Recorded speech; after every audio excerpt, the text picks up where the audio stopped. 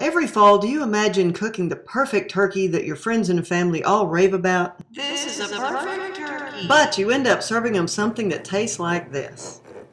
Stay tuned to Kimberly in the kitchen, and you'll never serve this again.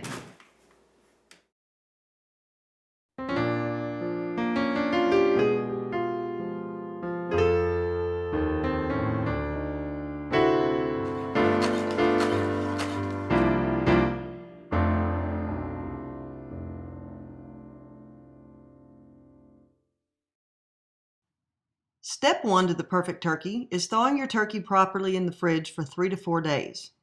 Not on the counter, and not on the garage floor like I did once accidentally. 2 days before, if the turkey is still fairly frozen, you can do a speed thaw. Simply place it in a sink and run a trickle of water from the faucet. This causes convection, which is the movement of water molecules causing friction. This causes the turkey to thaw more quickly. Once it is thawed, place it back into the fridge overnight. 1 day before, prepare your turkey for the brine. First, take off the leg tie, which is easier said than done. Look at this little sucker off. Free his little legs up. And don't forget all the little pieces up under this neck skin, because if you cook it without taking these out, you got one nasty mess of paper smelling gizzards and innards. So take that out. That's, by the way, that stuff's what makes the giblets, if you are so inclined. Now this is still a little bit icy inside. Out. Woohoo! Okay, neck. Also part of the giblets. Still working on the leg thing. Oh! Woohoo! Got it. Why brine, you ask? Well, apparently you missed my award-winning brining show, so we'll recap right now. A brine is a salty solution that you soak your lean meat and poultry in to make it more moist and flavorful. But it's actually science. Osmosis, to be precise. Okay, let's pretend that this is our brining container. There's our meat. Here's the water, and here's the brine solution with salt. When you put the meat into the brine, the salt pulls some of the moisture out of the cells of the meat. This mixes with the saline water, and since the cells want to be equal with the salty water surrounding it, thus equilibrium or osmosis, then it starts pulling this salty water back into the meat, and the salt locks in the moisture, providing the moist and flavorful meat. This is also why it takes a little while to brine large pieces of meat. We're going to brine this for 8 hours, but we're going to turn it over halfway through at 4 hours, and if it's a floater, you might want to put some kind of a plate or something clean and heavy, just to kind of weight it down. Just before it's finished brining, set up a raw turkey station with an easily sterilized surface. Get some herbs. I have rosemary and thyme. Garlic with the paper on. Get some onion, again with the paper on, and some lemon. Don't worry about the peels, it's just to perfume the turkey. Also have some cooking twine ready. Cut it into a long piece. Turkey's out of the brine, and the first thing we're going to do is cut off all of this skin here. We don't need any of that. Don't cut too close to the breast though, because that'll expose the breast and it'll dry out right at the top there. So, but we want to get rid of all of this extra stuff. Now stuff everything in the cavity of the bird, and then we'll tie up the legs. So what you do is you take the middle of the string and you're going to wrap it around 2 times. Okay?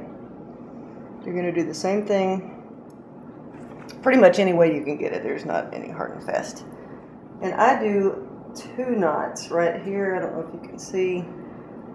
I go under once, like that. And then I go under a second time before I pull it tight. And that way you don't need somebody else's finger to... Then I do the same thing again. Trim this up just a little bit.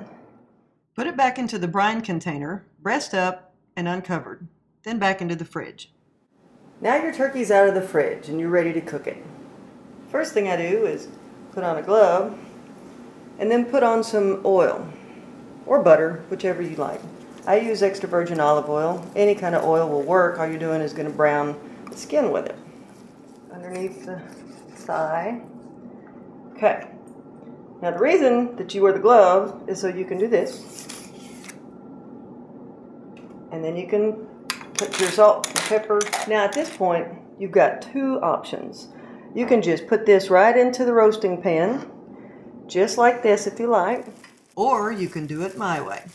I know, we've all seen the bags, but have you ever put a brined turkey in a bag? Oh my goodness. Oh, and don't forget to poke holes in it. We're almost ready for the oven. Use a probe thermometer if you have one. Stick it into the thickest part of the breast.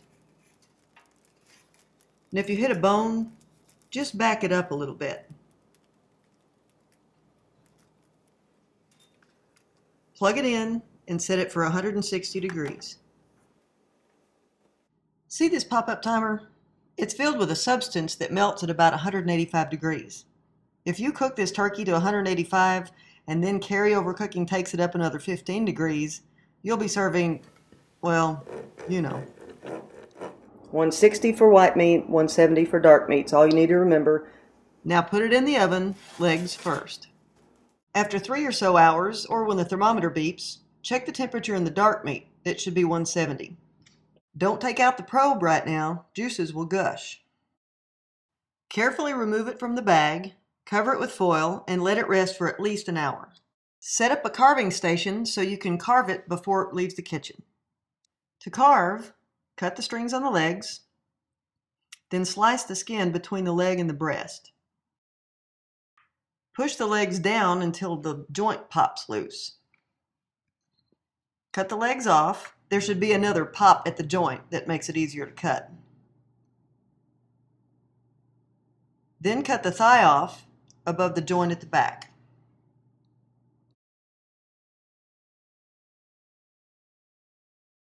I cut the whole breast off at once and then slice it. The pieces stay more moist that way. Start by cutting down both sides of the wishbone. Then cut along the bottom of the breast, all the way to the other end.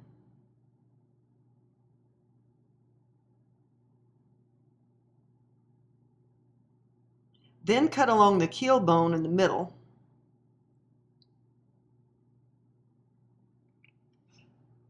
I change over to a larger knife, then cut down the breastbone, angling with the ribs as I can feel them with a knife blade. Keep going until you reach the cut that you made at the bottom of the breast. Now slice the breast into chunks and put it on the platter. This is unbelievably moist. Now you may have less than crispy skin, but I don't care. This is the moistest turkey you will ever have. And the flavor goes all the way down to the bone. Gotta try it this way. So, you may not have known about brining, and you may have laughed at the bag, but this is the perfect turkey. Visit my channel, Kimberly in the Kitchen, for all of my Thanksgiving recipes and more.